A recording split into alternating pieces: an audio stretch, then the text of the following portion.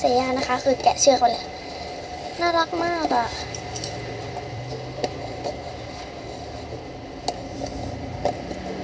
นะก็เดี๋ยว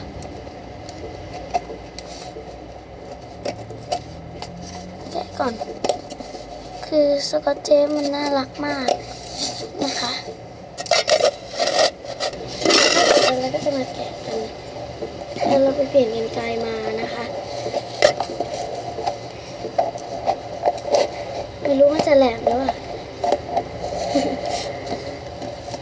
อันใหญ่จริงๆนะแต่กล่องเบามากนะคะนี่อยากตัดเลยสติกเกอร์เขาน่ารักมากนะคะ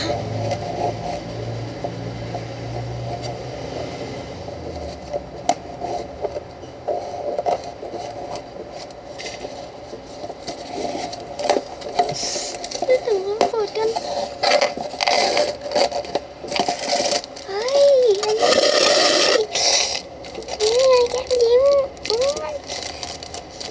แพ็กเกจน่ารักมากโอ้แถมกระดาษไว้ด้วยดูสิน่ารักมากอ่ะแล้วมีกระดาษจากญี่ปุ่นมาก็เฮ้ยน่ารักจริงๆ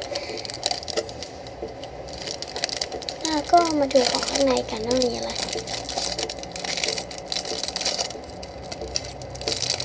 เปิดก่อนนะนี่แต่ถุงโคตรน่ารักอ่ะ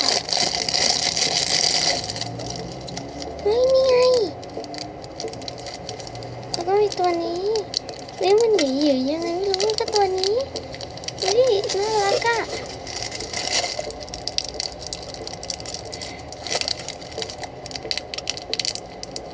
น่ารักมากนี่มีนี้ด้วยนะแล้วก็แถมอันนี้มาให้พี่เซย่าน่ารักมากเลยค่ะก็